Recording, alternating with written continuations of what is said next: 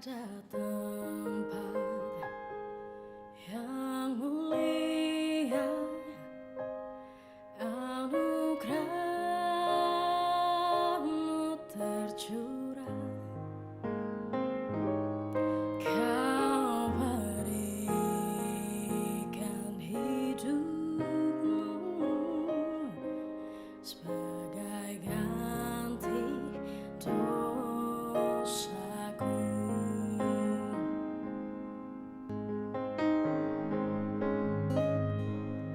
Lebih dari yang kukira, pengampunan yang kuterima,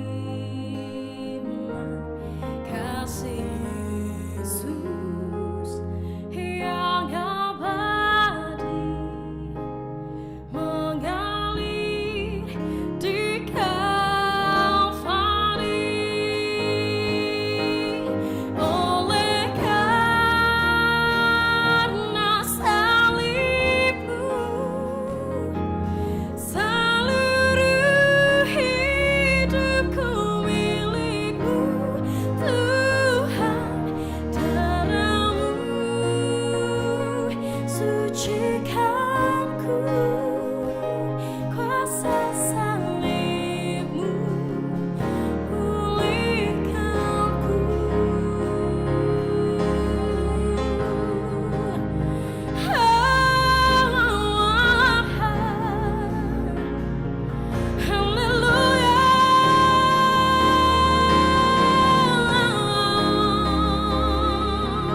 Terpujilah nama-Mu, oh Tuhan. Karena salib-Mu ku hidup, karena salib-Mu ku menang. Engkau yang berkuasa, sanggup untuk melakukan mukjizat-Mu. Karena salib-Mu ku hidup, karena salib-Mu ku menang. Engkau yang berkuasa, sanggup untuk melakukan mukjizat-Mu di hidupku, di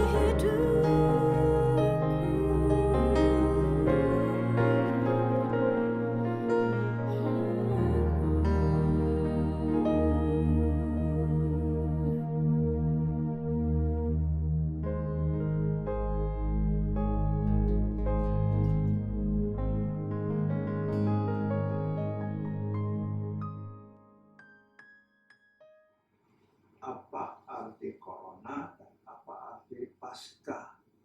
Kenapa dua hal ini harus disambung? Ternyata firman sudah memberikan indikasi apabila kita mau belajar, memperdulikan, maka kita akan dapatkan rahasia-rahasia yang lebih luas lagi. Memulai pengertian, kita membuka di dalam surat Roma pasal yang 11. Demikian firman Tuhan. Jika roti sulung adalah kudus, maka seluruh adonan juga kudus. Dan jikalau akar adalah kudus, maka cabang-cabang juga kudus. Rasul Paulus bukan seorang seniman. Harusnya sangat sulit sekali dia memaparkan pengertian-pengertian yang disebut barusan bagaikan kata-kata sastra atau puisi. Tetapi bukan dalam kepentingan puisi yang kita mau dapatkan, melainkan pengertian yang ada di dalam jiwa kita berhubung ibadah kepada Tuhan hari-hari ini. Tersebut, jikalau roti sulung adalah kudus, roti kudus ini atau roti sulung biasanya upacara di dalam tabernakel setiap pekan harus diganti susunan roti sulung ini dengan yang baru. Sejauh ini belum terungkap maksudnya untuk kita hari-hari sekarang. Dengan peristiwa adanya corona, menjelang hari Paskah yaitu hari ini, momentum yang sangat aneh. Mungkin lewat beberapa bulan, corona sudah tidak populer lagi. Bersamaan dengan hari Paskah hari ini, arti kehadiran corona di tengah-tengah kehidupan manusia malah jadi lebih berarti. Karena Tuhan menginginkan umatnya yang percaya, anak-anaknya yang diberkati, supaya dapat memisahkan diri dan paham tentang maksud rencana Tuhan. Coba diulang kata-katanya ya. Jikalau roti sulung diistimewakan menjadi roti yang kudus, pembuatannya, persiapannya, semuanya serba bersih, serba kudus, serba steril. Karena di sana terkandung maksud arti yang datang dari ilahi. Dan Rasul Paulus menulisnya dalam bentuk jikalau. Jikalau dengan maksud ada anak Tuhan atau orang Kristen yang memang berusaha dengan sungguh-sungguh membuat roti ini menjadi nilainya kudus, dan ada juga yang tidak sungguh-sungguh, sehingga nilai roti yang dibuat itu rotinya ada, enak, manis, tetapi di hadapan Tuhan tidak berarti. Pengertian tentang roti kudus menunjuk kepada pribadi Yesus sendiri. Karena Yesus pernah berkata bahwa dialah roti hidup. Ada makanan yang sesungguhnya, yaitu tubuh Tuhan. Pengertian sakramen perjamuan kudus adalah kita wajib menerimakan tubuh Tuhan. Apa ini kita makan daging manusia? Bukan. Dengan maksud secara rohani kita menerimakan konsumsi dari energi yang kudus, yang benar, dan menyingkirkan kepentingan-kepentingan yang sifatnya hanya tubuh tok, daging tok, hidup tok. Tuhan memberikan tubuhnya dengan maksud mengantisipasi adanya unsur-unsur dari si jahat yang sebut kata, misalnya kita makan gula manis. Coba makan gula dengan kadar yang terlalu banyak, maka untuk kesehatan sudah tidak jadi manis lagi. Sebaliknya, roti yang dari Tuhan dilukiskan, dia mengandung kuasa untuk hidup. Hidup manusia rentan sekali terpapar dengan penyakit-penyakit, kesulitan-kesulitan, kepapahan, atau bentuk makanan yang manis tadi, dengan tanda kutip manis. Itu bukan makanan yang benar. Sebaliknya Yesus katakan, dirinya inilah roti hidup yang dari Tuhan, roti yang sesungguhnya datang dari Allah. Apabila kita menempatkan ibadah, menempatkan sanjungan, menempatkan, mengkultuskan, mengaminkan bahwa makanan yang kita konsumsi ini adalah berkat yang dari Tuhan, maka dengan sendirinya seluruh kehidupan bercurah untuk bersyukur dan berterima kasih kepada Tuhan. Melalui peristiwa Paskah,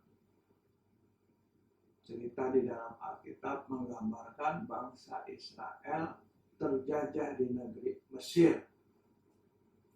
Mereka hidup terbelenggu.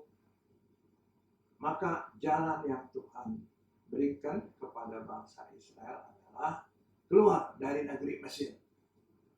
Namun kuasa kegelapan seperti yang sekarang ini memegangi semua manusia untuk menjadi konco pihaknya kuasa yang jahat. Dibutuhkan komitmen dari orang-orang yang mau percaya agar dia bisa meninggalkan daging dari Mesir, keinginan ego yang disebut eklesia, dipanggil keluar.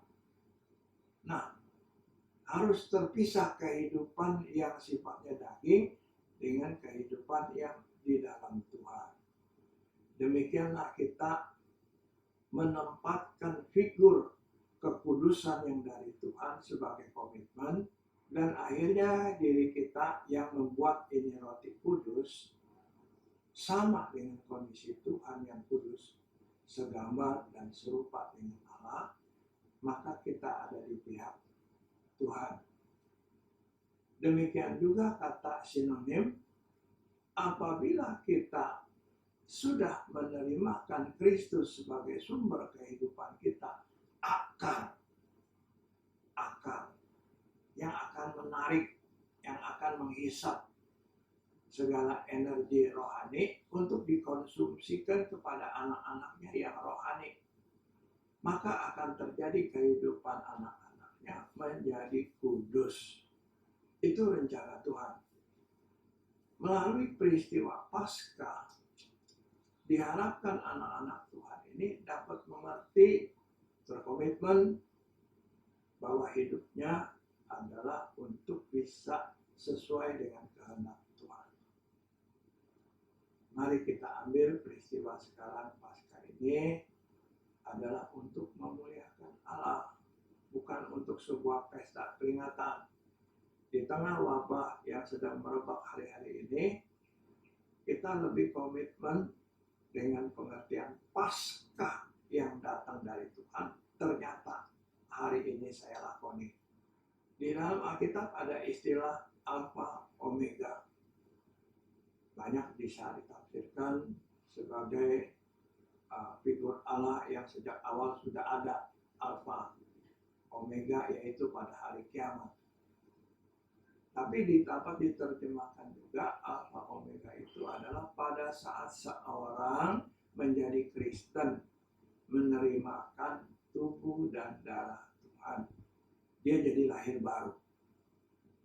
Nah, sementara menunggu hari-hari yang disebut Omega, rupanya Tuhan punya rencana agar si anak Tuhan yang menerimakan penebusan dosa ini menghiaskan diri dengan kemuliaan ilahi, yaitu supaya dia bisa mengambil, menarik, menghisap energi yang datang dari Allah. Bukannya gula yang datang dari dunia, bukan. Bukannya kayak kemanisan juga dari uang, bukan. Tapi yang diinginkan secara komitmen rohani, kita mampu menghisap energi yang dari Allah. Sehingga kita akan dapat berbuah yang kudus. Berhubung akarnya juga menghisap energi yang kudus. Pada waktunya kedatangan Tuhan kedua kali, umat Allah akan sesuai dengan kebutuhan dan kerinduan yang datang dari Tuhan. Untuk melihat figur-figur seperti apa lebih jelasnya, saya ketemukan cerita Paskah yang sesungguhnya saat Yesus menjelang naik ke kayu salib. Kita buka Injil Yohanes pasal 19. Akan baik kita baca lebih luas mulai dari ayat yang ke-7. Jawab orang-orang Yahudi itu kepadanya, kami mempunyai hukum Dan menurut hukum itu, ia, yaitu Yesus, harus mati. Sebab ia menganggap dirinya sebagai anak Allah. Nah, ini salah satu bukti bahwa umat dari Allah sendiri tidak mengerti tentang rencana Tuhan. Dan tidak mengenal Yesus itu siapa. Dalam hal ini Yesus tidak berbohong bahwa dia menyebut dirinya Allah atau juga anak Allah. Dalam hukum Taurat, hukum Yahudi, itu disebut sebagai penghujatan, menghina kepada Tuhan, manusia mengaku dirinya Allah. Dalam hal ini Yesus tidak berbohong. Dia adalah memang Allah. Hanya otak kita, otak manusia, tidak cukup dapat menyelami perkara ini. Kalau dia tidak pakai energi yang datang dari Tuhan, dia tidak kenal rencana Allah. Jadi karena menganggap bahwa orang yang bernama Yesus ini mengadakan pelajaran sesat, orang-orang Yahudi berencana menyingkirkan dia. Coba kita terus. 8. Ketika Pilatus mendengar perkataan itu, bertambah takutlah dia. Pilatus, seorang jenderal yang kejam dari Romawi, pantang untuk berkata takut. Tapi untuk mengatasi masalah yang sedang dihadapi saat itu, ada rasa ketakutan dalam jiwanya. Berhubung sang istri pernah ketemu dengan Yesus dan pernah mencari ngerti tentang Yesus. Sehingga di dalam pasal lain, sang istri menasihati Pilatus, hati-hati kamu dalam hal menangani orang benar ini. Karena dikatakan si istri mengalami suatu mimpi yang menggetarkan hati. Artinya melalui mimpi Tuhan membukakan satu jiwa istrinya Pilatus agar dia lebih berusaha lagi mengenal lebih dekat kepada pribadi Yesus. Terganjal dengan peristiwa sekarang Yesus harus ditangkap sesuai dengan peraturan pemerintahan, diproses dia. Namun secara jujur, jenderal yang kejam ini mendapati bahwa Yesus tidak ada bukti-bukti yang harus membuat Yesus dihukum mati. Dan inilah tiba-tiba tergetar hatinya Pilatus mendengar permintaan orang-orang Yahudi dengan begitu tega sekali ingin menghukum orang yang tidak bersalah, yaitu pribadi Yesus. Ketakutan Pilatus bukan takut karena tidak punya kekuatan, karena dia seorang jenderal yang kejam, tapi takut untuk berbuat sesuatu yang tidak dikehendaki oleh hatinya. Dia ingin secara jujur mencari kebenaran, tapi hidup ini sudah menjebak dia untuk bisa berbohong. Kemudian Pilatus kembali ke ruangan pengadilan. Ayat 9. Lalu ia masuk pula ke dalam gedung pengadilan dan berkata kepada Yesus di situ, dari manakah asalmu? Pemeriksaan interogasi terjadi terus. Pilatus bertanya untuk dapat kejelasan siapakah pribadi Yesus ini. Tapi Yesus tidak memberikan jawaban. Mengenal Yesus bukan karena Yesus yang harus mengaku, melainkan manusia sendiri yang sudah merasakan jamahan kasih anugerah Tuhan akan berkata mengakui siapa itu Yesus. Tentu saja dalam hal ini Yesus mau dengar pengakuan dari Pilatus sendiri, bukan pengakuan dari Yesus. 10. Maka kata Pilatus kepadanya, tidakkah engkau mau bicara dengan aku?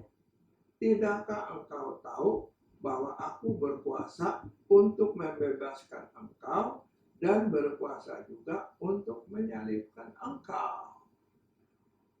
Disayangkan sekali, Pilatus sekarang mengikuti jebakan kuasa yang sedang menggiring dia untuk berbuat tidak seperti yang hatinya bicarakan. Dia pengen tahu Yesus itu siapa dengan kekuatannya, kebanggaan. Maka jawab Yesus, "Engkau tidak mempunyai kuasa apapun terhadap aku, jikalau kuasa itu tidak diberikannya kepadamu dari atas. Sebab itu, dia yang menyerahkan aku kepadamu lebih besar dosanya." Di sini Yesus ingin menolong orang yang ingin kenal kepada Tuhan dan menyerahkan diri kepada Allah. Di dalam kondisi yang tidak mengerti, Pilatus coba mencari tahu siapakah Yesus yang lebih dahulu. Karena didapati bahwa pribadi Yesus bukan orang kriminal, ayat 12, sejak itu Pilatus berusaha untuk membebaskan dia. Tetapi orang-orang Yahudi berteriak, "Jikalau engkau membebaskan dia, engkau bukanlah sahabat Kaisar. Setiap orang yang menganggap dirinya sebagai raja, ia melawan Kaisar." Betul. Yesus pernah berkata kepada bangsa Israel bahwa dia adalah raja.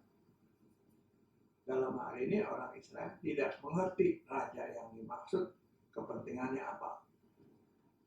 Dipakai perkataan ini, rakyat yang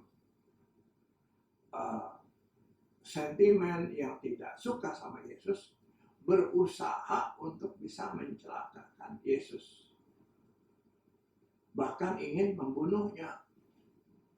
Sesungguhnya mereka bisa menangkap Yesus dan membunuhnya. Berhubung adanya hukum Taurat yang melarang orang membunuh, orang-orang Yahudi itu takut dengan hukum tadi. Maka mereka berusaha memakai tangan Pilatus agar Yesus dapat dibunuh. Inilah yang sesungguhnya dosanya itu bukan karena orang yang membunuh, tapi hati otak yang ingin membunuh itu yang lebih berat. Pilatus rasanya menempatkan satu komisi terpojok. Ya sudah, hanya cuma satu orang. Dia tentara yang sudah membunuh banyak orang. Satu jiwa tidak masalah. Dan kini Pilatus coba mau membunuh hati nuraninya sendiri sebagai orang yang mau mencari keadilan. Ketika Pilatus mendengar perkataan itu, ia menyuruh membawa Yesus keluar. Dan ia duduk di kursi pengadilan di tempat yang bernama Litos Trotos, yang dalam bahasa Ibrani Gabata. Biasanya ada kriminal, penjahat-penjahat diadili di pengadilan ini, di pelataran. Tapi dalam bahasa Ibrani kata-kata Gabata mempunyai arti yang lebih khusus lagi. Suatu pengadilan adalah mencari tentang kebenaran yang diaminkan oleh Tuhan. Sekarang Pilatus ada duduk di bangku yang sangat terhormat, yang sangat mulia ini. Seakan-akan itu adalah bangku yang kudus. Tanpa sadar Pilatus duduk di tempat yang salah. Karena dia duduk di tempat seakan-akan jadi hakim dan untuk mengadili pribadi Yesus yang sesungguhnya juru selamat. Ini posisi yang salah. Pada akhir zaman, pada masa yang disebut Omega, gereja diinginkan dapat mengerti ada rencana Tuhan terhadap kehidupan gereja agar menjadi benar dan kudus. Kalau kita bisa menempatkan diri pagi hari ini, betapa kita akan diberkati oleh Tuhan. Tuhan. Lebih jauh, Pilatus yang salah duduk, gambaran dari seberapa kita menggetokkan palu untuk vonis pribadi Yesus itu. Dikatakan dalam ayat yang ke-14, hari ini ialah hari persiapan Paskah. Kita sedang menyongsong Paskah dengan peristiwanya. Namun hari itu yang kira-kira jam 12 petang, Yesus tingkah salibnya adalah jam 3, jam 15. Jadi beberapa jam lagi Yesus naik di kayu salib. Ada getok palu dari sang hakim yang duduk saat itu, bahwa Yesus inilah rajamu. Inilah rajamu. Itu vonis yang dijatuhkan palu oleh Pilatus. Apakah kita sekarang mau menerima dia sebagai raja dalam hidup, atau kita mau menempatkan Yesus sebagai orang yang harus dihukum salib? Terserah dengan kita sendiri. Amin. Puji Tuhan saudara sekalian yang sudah mengikuti ibadah kita pada Jumat Agung ini. Biarlah firman Allah memberkati saudara sekalian dan tentunya memberkati saya juga. Puji Tuhan. Mari kita akhiri ibadah kita. Tuhan Yesus, terima kasih untuk penyertaan Tuhan di pagi ini. Sekalipun kami berjauhan dan melalui online, melalui udara ini, tapi kami percaya bahwa Engkau Allah yang ada dan yang selalu ada, dan yang ada di mana-mana tanpa dibatasi dengan tempat dan waktu, yang hadir juga di tengah-tengah kami dan memberkati kami. Terima kasih, lindungi kami daripada segala wabah virus yang sedang terjangkit di negeri kami. Jaga dan lindungi kami, jaga dan lindungi sanak saudara, famili kami Tuhan, bahkan orang-orang yang kami kenal. Bahkan bersatu hati kami berdoa, biarlah kiranya virus ini Tuhan lalukan. Lalukan Tuhan, sehingga kami boleh mendapatkan kebebasan di dalam waktu untuk beribadah kepada Tuhan. Terima kasih Tuhan. Berkatilah anak-anak-Mu yang bekerja. Berkatilah anak-anak-Mu yang tinggal di rumah. Tuhan cukupkan segala kebutuhan. Teramat lebih jaga, lindungi kesehatan di dalam nama Tuhan. Terima kasih. Terima kasih. Dan kini saudara, terimalah berkat dari Tuhan. Tuhan memberkati engkau dan melindungi engkau. Tuhan menyinari engkau dengan wajahnya dan memberi engkau kasih karunia. Tuhan menghadapkan wajahnya kepadamu dan memberi engkau damai sejahtera. Terimalah berkat dari Allah Bapa di surga. Kasih sayang di dalam Yesus Kristus Tuhan dan Juru Selamat kita, beserta dengan kekuatan kuasa Roh Kudus yang menyertai kita sekarang dan sampai selama-lamanya. Haleluya. Haleluya. Haleluya. Amin.